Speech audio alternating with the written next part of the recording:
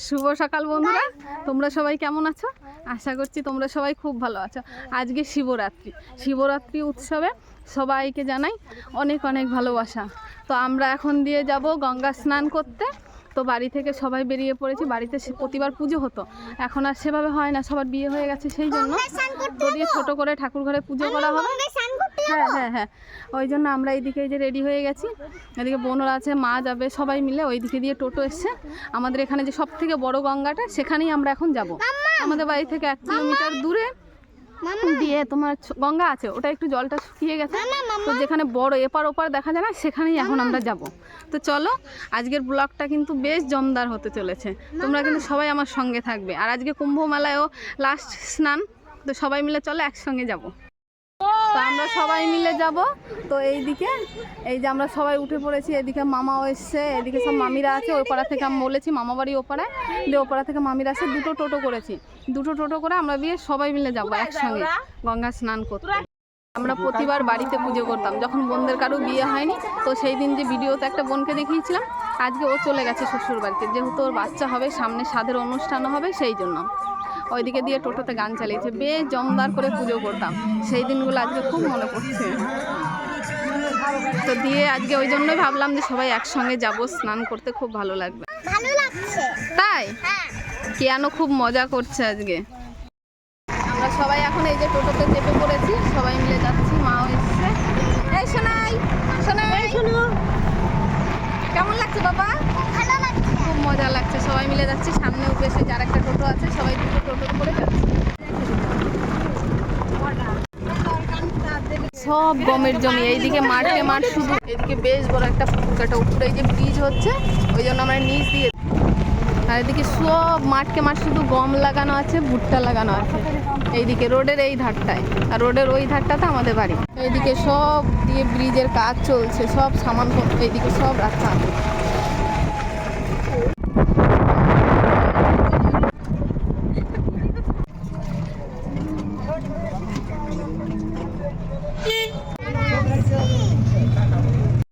আমরা ঘাটের পাড়ে চলে এসেছি। এইদিকে এই যে সমস্ত মানুষ, এইদিকে বেশ টোটোগুলো রাখা আছে। এইদিকে যে মামি এসছে সবাই, আর এইদিকে বেশ বক্স বাজাচ্ছে, শিব পুজোর জন্য এখানে করেছে। আমার মামি, আমি বলেছিলাম যে আমার একটাই মামা একটাই মামি, এই যে মামির সঙ্গে এসছি। আর ওইদিকে বেশ প্যান্ডেল করেছে, প্যান্ডেলে বক্স বাজাচ্ছে, গানের আওয়াজে ভালো শোনা যাচ্ছে না, ওই জন্য শুধু ভিডিও করবো এখন।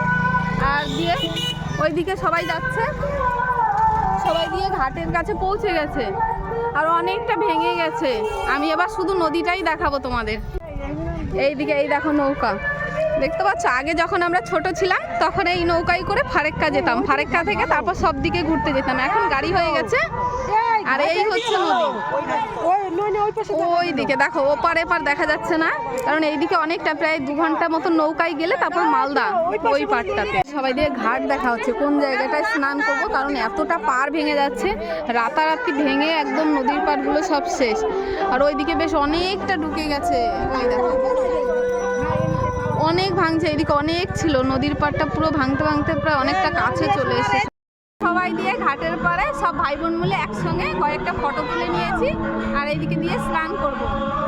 এইদিকে নামা শুরু হয়ে গেছে। ওইদিকে যে কিয়ান নেমেছে, ভয় পাচ্ছে জলে নামতে, বর্দার সঙ্গে নেমেছে। কিয়ান এদিকে ভয় পাচ্ছে জলে নামতে।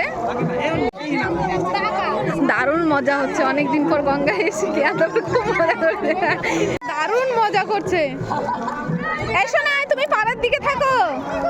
সবাই দিয়ে আমরা একে একে নামবো, সবাই দিকে নামছে, ব্যাগপত্র রাখছে। সোনাই তো বেশি জলে যেতে পারছে না, কিন্তু ভয় পাচ্ছে যাওয়ার জন্য। এদিকে মামা চুল বেঁধে এসছে, আমরা ভীষণ মজা করি সবাই একসঙ্গে। আমরা আজকে ভীষণ মজা করছি, আজকের ব্লগটা দারুণ হচ্ছে। এইদিকে গঙ্গায় পুজো দিয়ে তারপরে দিয়ে জল নেওয়া হবে, সেই করছে সবাই। স্নান হয়ে গেছে, সবাই স্নান করছে, এখন আমি যেতেই পারিনি এখনো। দূরে কিভাবে সাঁতার কাটছে দেখো, গঙ্গায় এসছে কতদিন পর। মায়ের বেশি ইচ্ছে ছিল গঙ্গায় স্নান করবে, তো কুম্ভ মেলায় তো যাওয়া সম্ভব না সবসময়, ওই জন্য মা স্নান করে এই যে ফুলদান করলো এখন। বারবারই গামছা হয়ে গেছে কো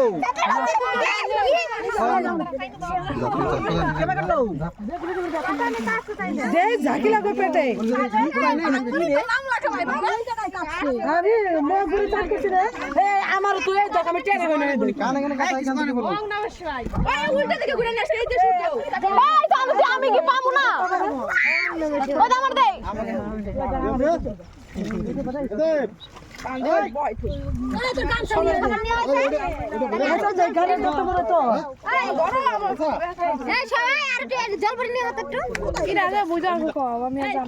বোতলটা ফিকে দাও খালি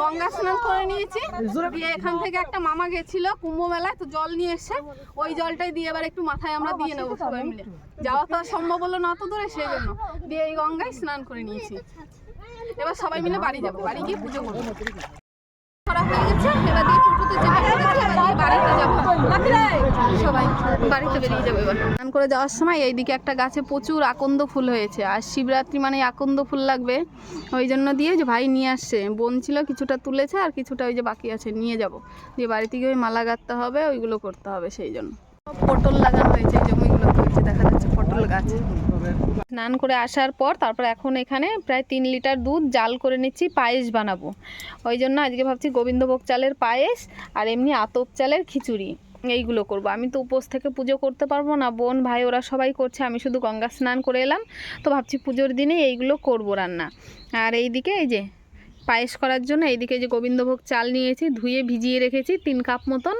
আর এদিকে পাটালি নিয়েছি একটা আমি মিষ্টি আরও লাগলে গুড় দিয়েই করব চিনি দেব না আর এইদিকে একটু কাজু আর একটু কিশমিশ এইগুলো নিয়েছি আর এদিকে দুধটা এই যে জাল হচ্ছে ওপর দিকে উঠছে 3 লিটার দুধ জাল করে আমি 1.5 লিটার করে নেব শুধু দুধ দিয়েই করব পায়েসটা আর খিচুড়িটা একটু পরে করব দুধটা খুব সুন্দর করে জাল করে নিয়েছি এবার এই যে চালটা আমি দিয়ে দিচ্ছি এর মধ্যে চালটা খুব সুন্দর করে দিয়ে দেবো চালটা প্রায় ফুটে এসছে এই যে চালটা একদম ফুটে সেদ্ধ হয়ে গেছে তো এই যে এবার দিয়ে আমি গুড় দিয়ে দেব নলেন গুড়ের 2টো চাকা আছে আমি 2টো চাকা দেবো প্রথমে ভেবেছিলাম একটা দেবো কিন্তু একটাই হবে না ওই জন্য আমি 2টো চাকা দেবো এই গোটা গোটা দিয়ে দেবো একাই সেদ্ধ হয়ে যাবে গুড় দেওয়ার পরে কালারটা কত সুন্দর হয়েছে পায়েসের আর আমি 1 ফোঁটাও চিনি দেবো না এইভাবেই করব।